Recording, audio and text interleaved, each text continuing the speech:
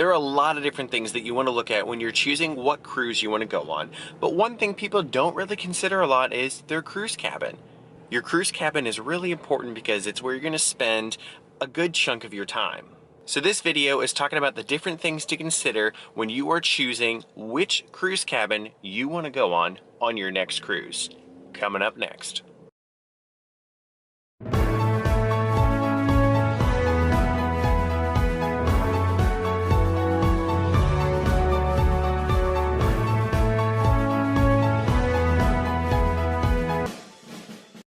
Hey guys, if you're new to my channel, my name is Anthony Joe Politis, or Anthony J. Pow to be short. I do videos offering different travel tips, tricks, and hacks, as well as some vlogs on cool places that I go to. So please subscribe and hit that bell icon for notifications so you can see all my upcoming videos. So today we're talking about cruise cabins. Now, if you are new and you haven't been on a lot, basically the breakdown of them is there are 4 different types of cabins that you can choose on your cruise. Interior, ocean view, balcony, suite. Your interior are your smallest ones, usually no windows. Ocean view is a little bit bigger. It usually has a window or a porthole that you can look out at. Balcony cabins have a balcony. That one's pretty easy. And then your suites are going to be your super nice cabin, your biggest ones, amazing views, top of the line, top of the price range. So the first thing that you want to consider when you are choosing your cabin is the location. Location, location, location. Location is very important.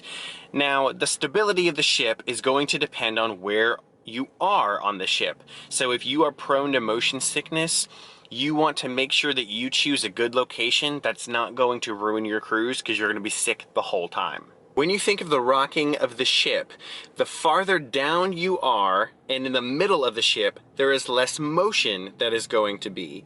As if you were on the top, you're going to be swaying and rocking and rolling a whole lot more.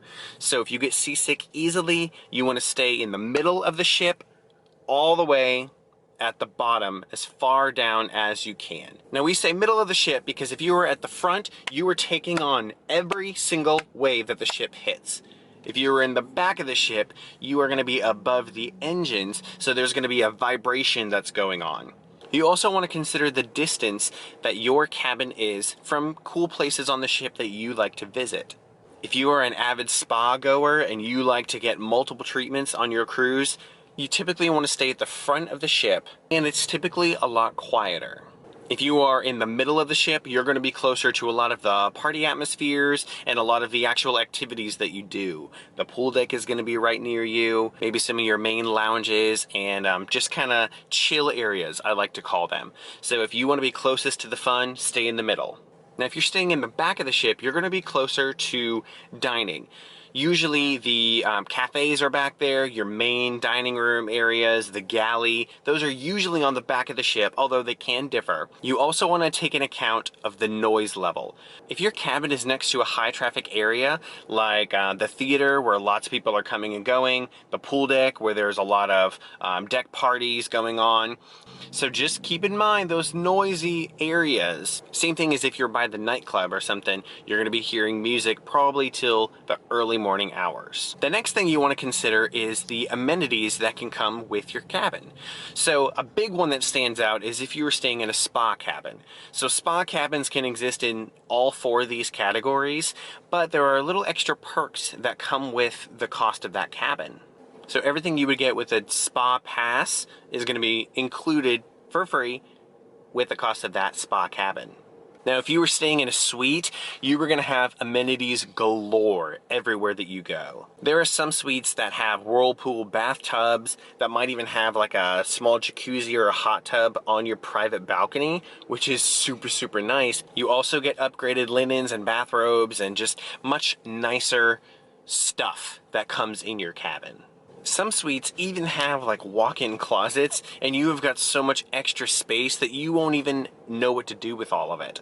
a lot of the cruise lines will actually have a ship within a ship type things. So a good example of this is like the Havana area on Carnival, or the Haven on Norwegian, or like the MSC Yacht Club. A lot of these are a lot more pricey, but there's a lot of cool perks that come with it because you get exclusive areas on the ship that only people staying in your ship within a ship can go to, which is really nice because you don't have to deal with a lot of traffic. Sometimes you can get your exclusive restaurant, or you have your own pool area, your own bar, your own hot tub, only for people staying within that area. The next thing you want to consider is size. How big of a cabin are you going to need? Biggest thing you need to ask yourself is, how much time am I going to spend in my cabin? Am I just going in there to sleep, to hold on my stuff, to get ready to go to the next place? That's kind of what I do, which is why I don't really get a suite or something like that, because I'm barely going to be in the room. But if you want to have a lot of R&R and you want to just relax and chill and be in your own company, then having a bigger cabin is going to be beneficial to you because you're going to be spending a whole lot more time there. You also need to consider how many people are going to be in your cabin with you. If it's just 2 people, then you don't have to have a whole lot of space because you're going to make the most of it. But if you're cramming 4, or on some cruise lines even 5 people, then you are definitely going to want to have a bigger cabin, because an interior room with 5 people is going to be so cramped you're going to feel like you're at summer camp. Another big thing to think about is, what kind of a view do you want from your room? So if you are getting a balcony and you're staying at the very front or the very back of the ship, chances are it's going to be extended and you're going to have a nice little 180-degree view where you can look all around, as opposed to a balcony on the side of the ship where you're only going to be able to see right in front of you. One thing to keep in mind though is that if you're in the very back of the ship, the cruise ship is usually slanting down like that with how far the decks stand out. So if you're on a lower deck, chances are the people above you are actually going to be able to look down into your balcony. So if you need a lot of privacy on your balcony, might not be a good choice for you. Another thing you want to consider when you're determining what type of view you want is your itinerary. If you're going on a transatlantic cruise, you're going to be looking at the ocean all day, every day. That's going to be the only view.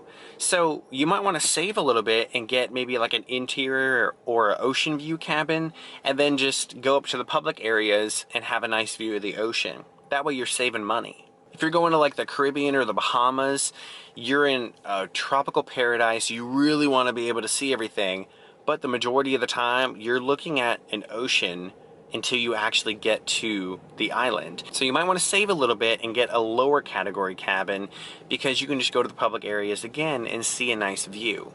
But if you are traveling on like an Alaskan cruise or a European cruise, something that is going to have dramatic scenery that is just constantly changing everywhere you go, you want to have an awesome view. I definitely recommend doing a balcony or a suite if you can afford it, because you are seeing pretty much a screensaver every 20 minutes change, except you're seeing it in real life right in front of you. The last thing that I want to talk about is price. Price is probably going to be your main determining factor when it comes to what type of cabin you are going to choose. Obviously, the lower the cabin category, the lower the price. It's no secret that a suite is way more expensive than an interior cabin, so you want to try and choose what is the appropriate budget that you want to spend on this cruise, and how much of that budget are you going to spend on your cabin. One tactic you can do is maybe book like an interior or an ocean view room, and then kind of watch for a price drop.